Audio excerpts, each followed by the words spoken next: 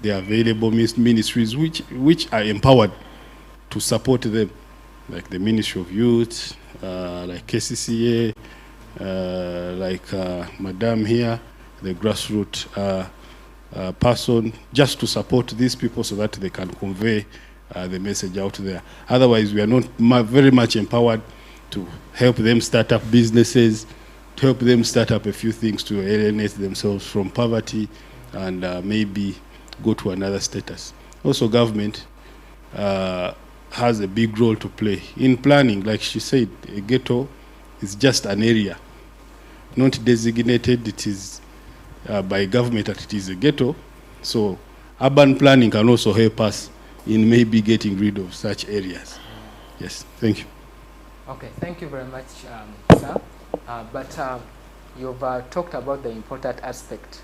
And my question now goes, you see, we've seen different youths that are in ghetto dying because of the crimes by the people in the society, getting them, killing them immediately by beating them before even they reach the police. We've witnessed all those things, and also some people in the society, they tend not to mind that so what can we do to reduce on those rates of death of such kind of young people? What we are doing currently is to continuously engage members of the public in what we call community policing engagements. We hold barazas with members of the public. We can zero out a specific area, talk to them on what is considered a crime. Because many of the people we live with, we stay with, don't even know that mob justice is actually a crime. They don't know that a person needs to be investigated, needs to be prosecuted, needs to be sentenced if at all they find the person guilty and be given a punishment. Many people in our communities know taking matters into their own hands is justice.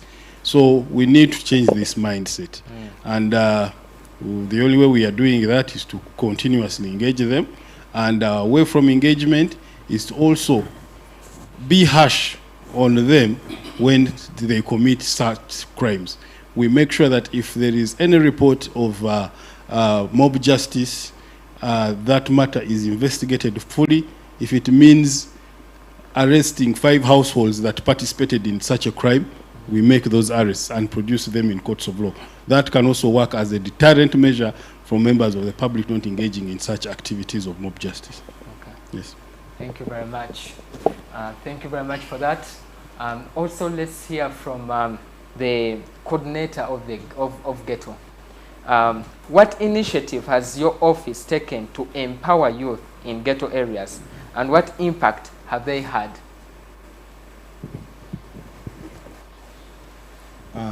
Thank you, and our dear viewers. Like how I said, for record purposes, I'm the supervisor for parish development model in Kampala City. As PDM, or like how my predecessor here tried to put it, ghettos are found in parishes.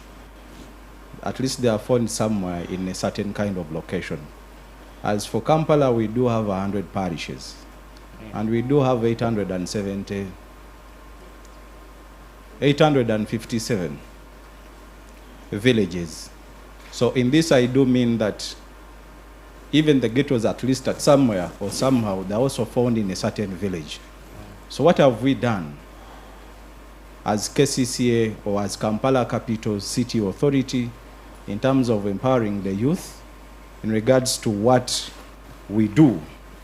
Now, for parish development model, which is enshrined, on 7 pillars, and one of the main pillars of the parish development model is mindset change. Mindset change, it's aimed at least to transforming or trying to polish the mindset of the youth from just being vulnerable or being engaged into several, criminal activities into becoming active or economically active citizens of this country and engaging in several production or economic activities. So in this, we are carrying several campaigns. In terms of the campaigns, what do we do is by encouraging them get into governance structures, because once they are part of the governance structures, or once they are part of the decision making into their respective parishes, it helps them at least for advocate for their rights. Okay. And in process of advocating for their rights, it also helps them to encourage or entice other youth or their fellow youth to get more into economic activities. Now for the ghettos, like how you said, initially, like how it transferred from the Far East to Europe, then to Uganda here. Initially it was called the Bawejeles. That now transformed the Bawejele were the low-income earners. Mainly their capital city was it was located in Katwe there. Now when we look at the status quo as we speak right now in Kampala, we have almost 62 informal settlements. And we've touched, or we've reached to all those 62 informal settlements in Uganda, or in Kampala rather, trying to propagate and trying to spread the gossip of trying to empower the youth, not to engage more into those criminal activities, but rather to think differently, think in a positive way of, in their respective communities and societies. Now, for the good news, when PDM came here, or the parish development model, it came with a component of all-inclusiveness. That is the financial inclusion. For all the citizens of Uganda that are, one, vulnerable, cannot access funds from those financial institutions just because of the crash or the security that is asked. In this, the youth are part of the beneficiaries. When look at the quota, also I'll give you an example that if Ministry of Finance release 100 million every financial year, at least 30% of that fund, or like 30 million, it goes directly to the youth. How do they advocate for? We have what we call the parish development committees, or initially they were called the parish councils. At least here they do have a substantive and an active member or representative that advocates for their shares. So in this we've done so many.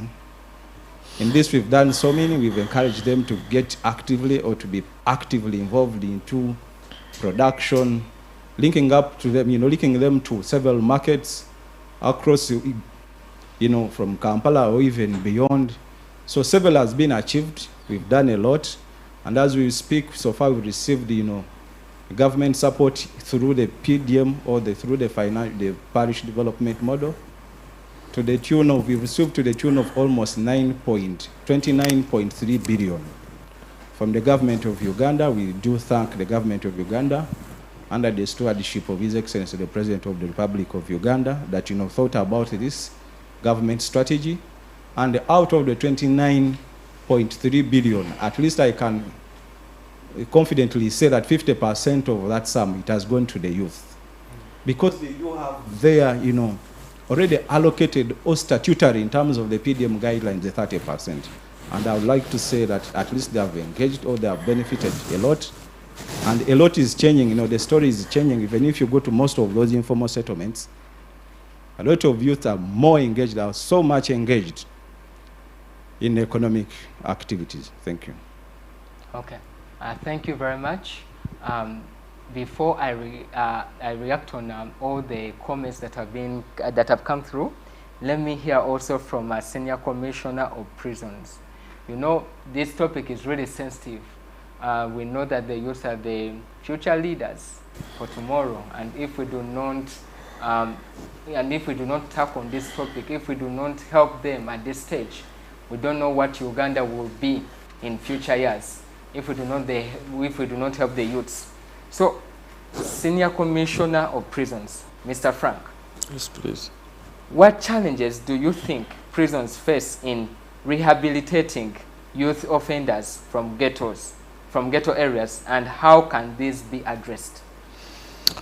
Well, thank you for the question, Asaf, and the dear viewers.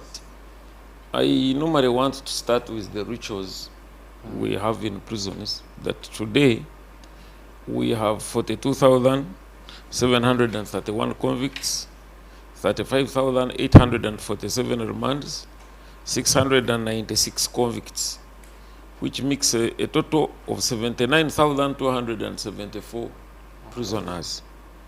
And the kids who are with their mothers are 291. These prisoners are kept in 269 prison units, grouped in 19 regions, and being managed by 14,000 staff. We need to know that at least 70% of these 79, or the inmates we have, are in the bracket of 20 to 35. Wow. And mostly those are people who you would say come from the ghetto. The statistics that I managed to pick is that 80% of the youth that we are keeping in prisons come from the urban setups. And what Madam needed to explain also is that the ghetto is an informal settlement that collects people from different walks of life in the urban centers. And normally these are victims of rural-urban migration excitement. And as they come, their family setup is wanting, their moral fabric is almost non-existent, and they have this level, the element of hopelessness. Their hope levels are very low. So you have talked about the challenges. When we have these numbers, we have established that actually 90% of these young men and women that come from these urban setups are illiterate. Irrespective of the universal education, these people don't fit in any formal setup that you can think about.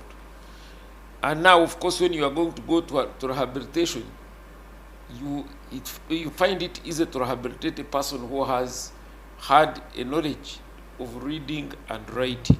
Okay.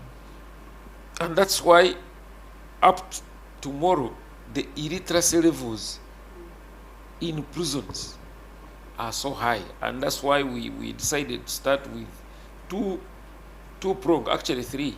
We have what we call formal education. Then we have what we call functional adult literacy. Because we don't have anybody below 18, so they are adults.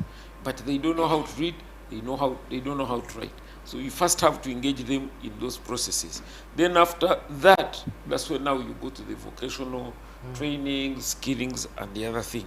Now, what is absurd is that the entry on entry medical examination has given us a statistics of 85% of them having a medical condition.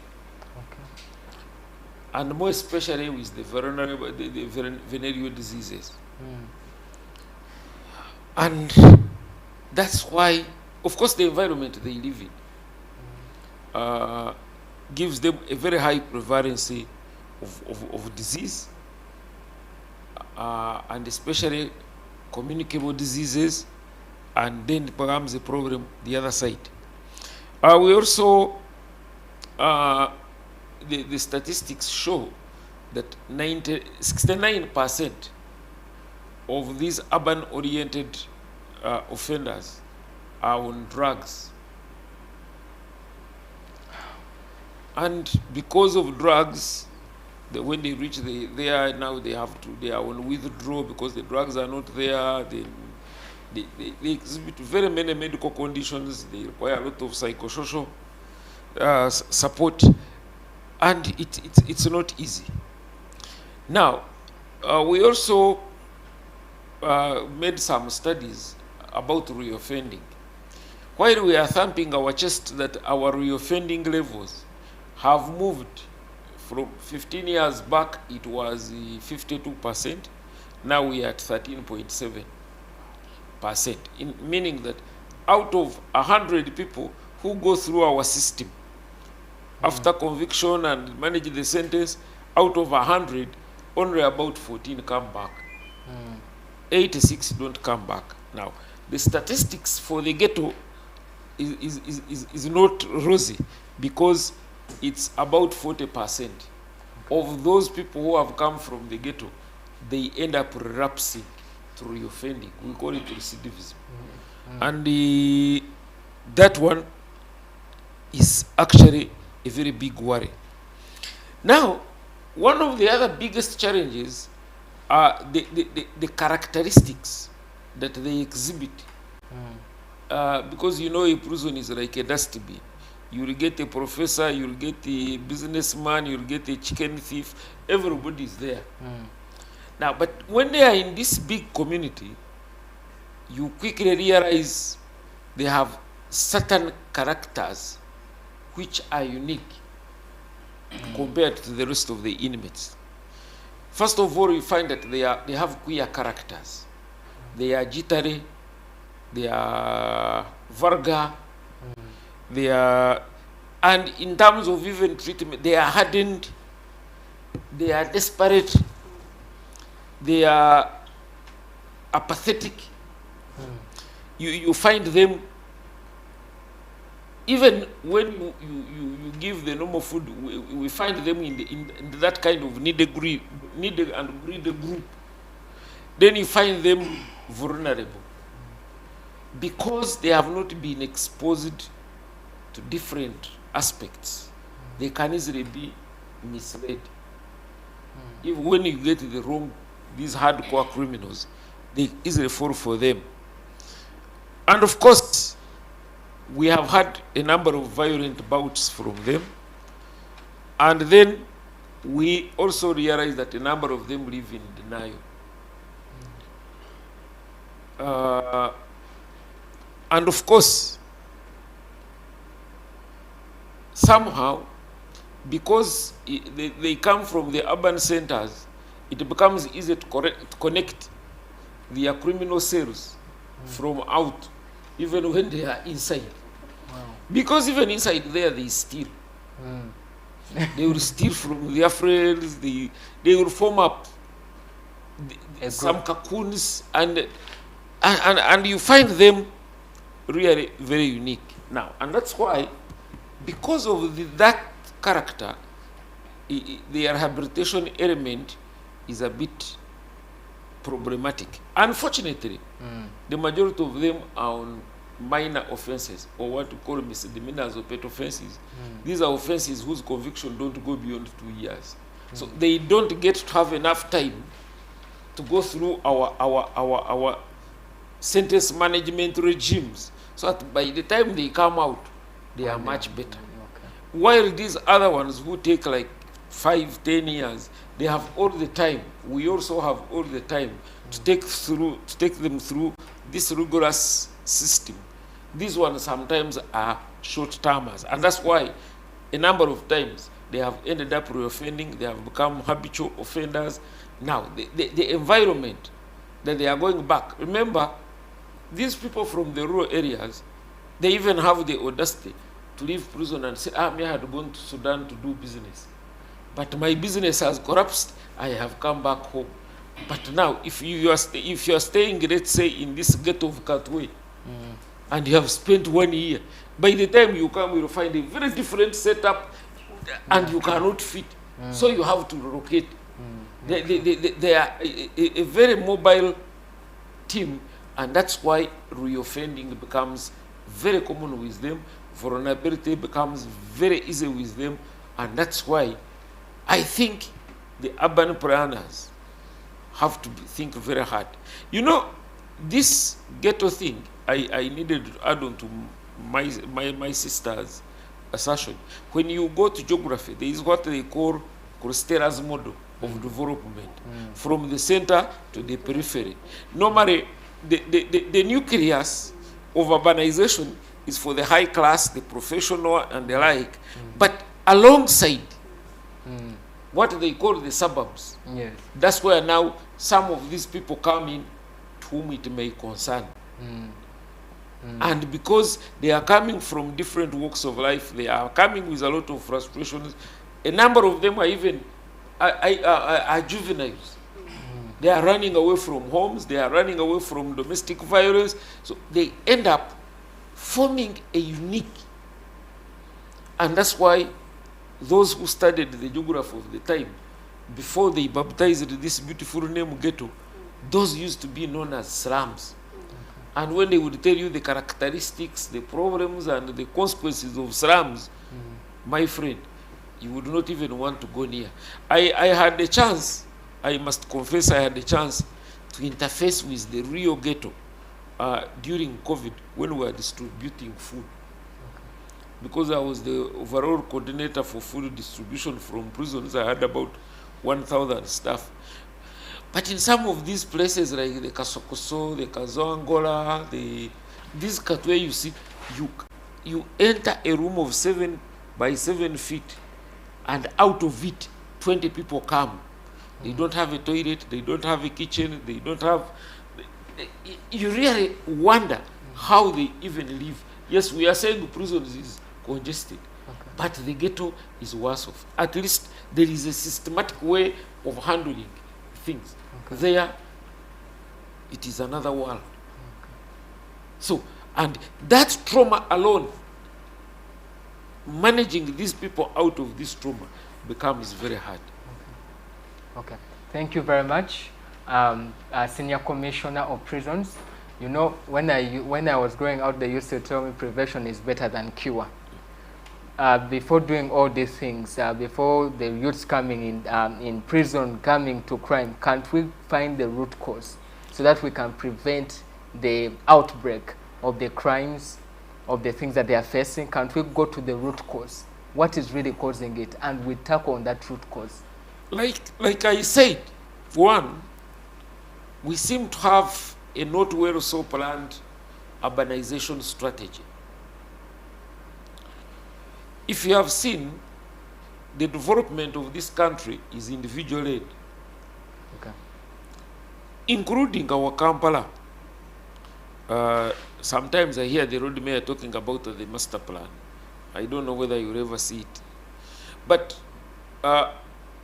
if we don't work on the family fabric, if we don't coordinate, because like I've seen countries, I think Kenya has tried to neutralize the Kibera, which used to be the biggest slum in the world.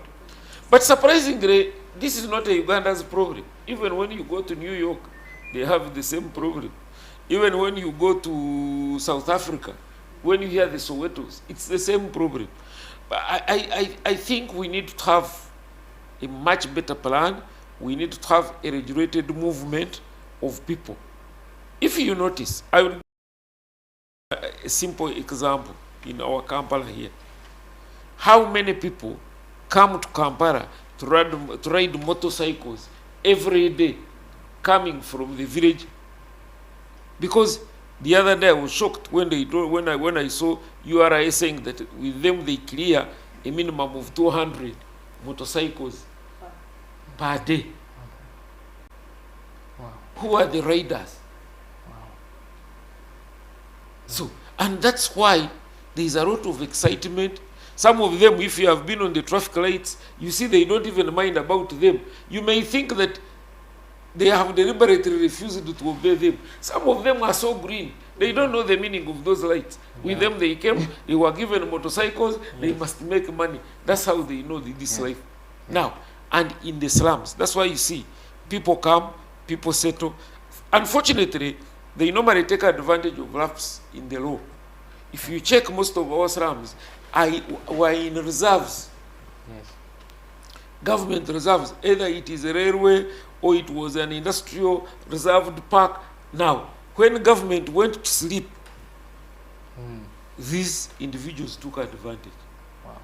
And they have had children, others have had grandchildren now, and the numbers keep increasing. So first and foremost, we need to have them registered.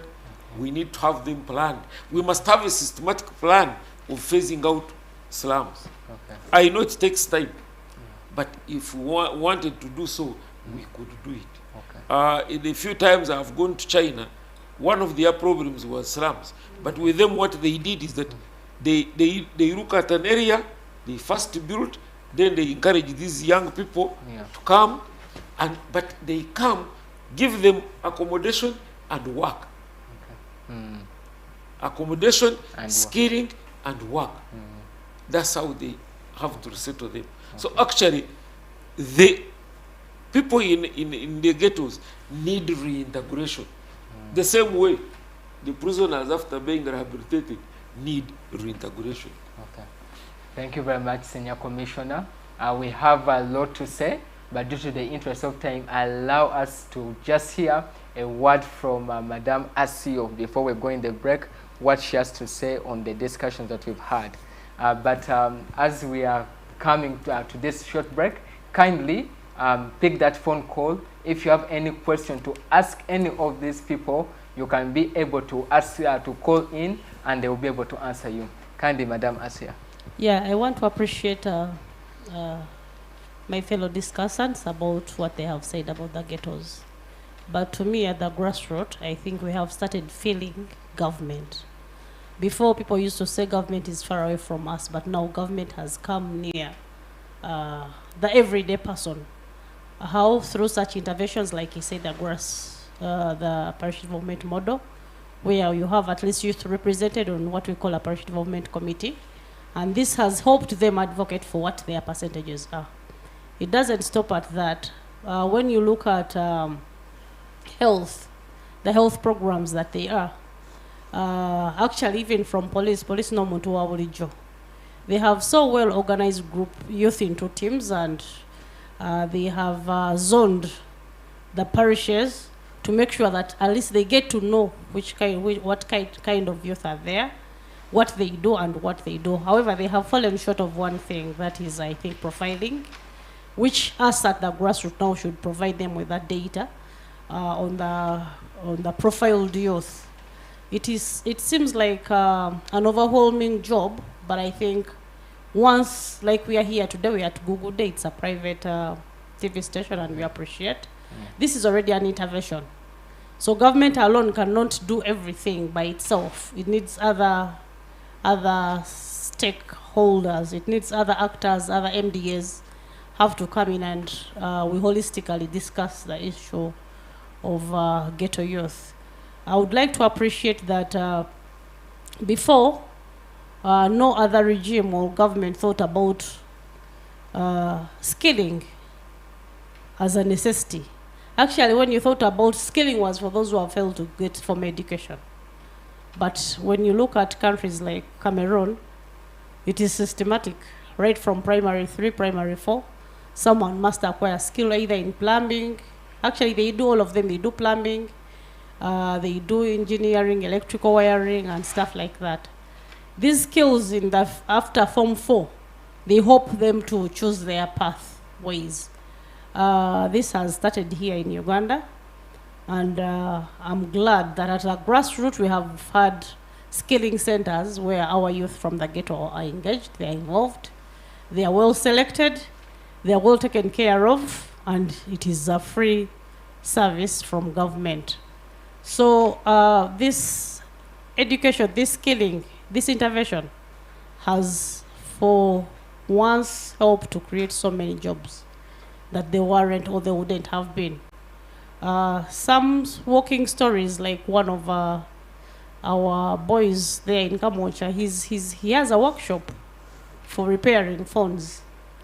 Then others are into electrical wiring. So this has helped them improve on their socioeconomic stability, but also it has helped government because they normally end up in crime because they have nothing to do.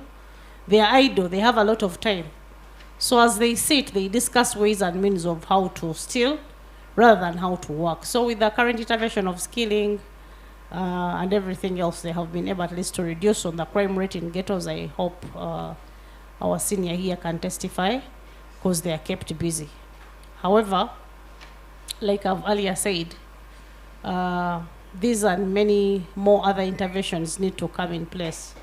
For instance, the sensitization on health is really, really very important, because when you look at still the prevalence of HIV/AIDS, you'll find 75% of the youth are infected.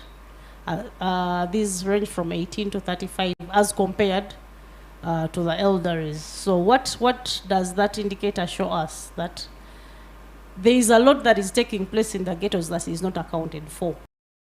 And it's you and me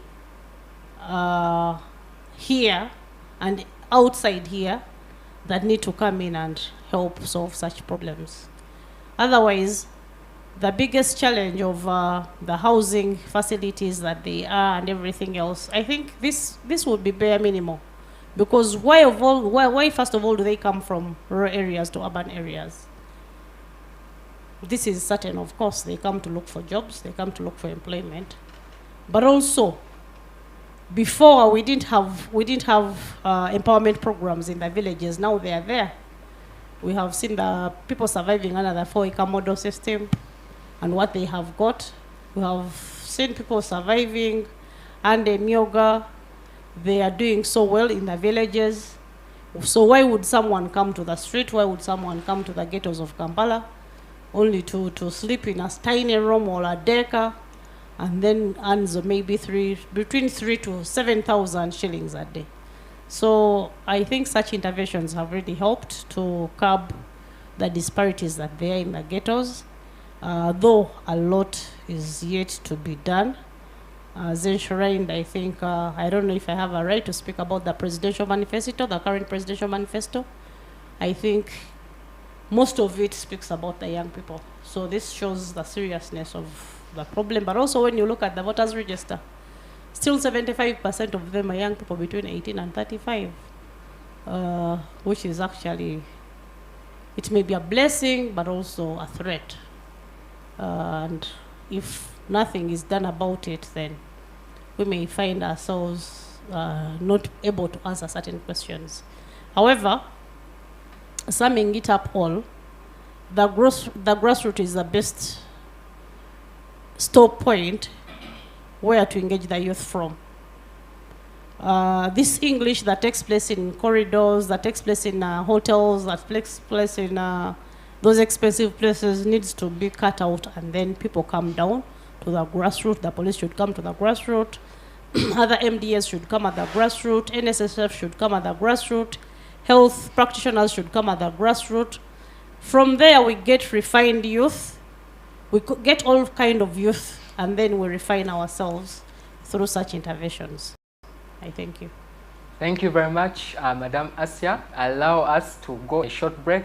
I prepared that call, but as we are coming back, for me, Senior Commissioner and the team, I suggest that also the government should cooperate with the religious leaders in those areas, in ghetto areas, because I know that also religious sectors play a big role in the lives of the youths. So stay tuned as we come back. May God bless you.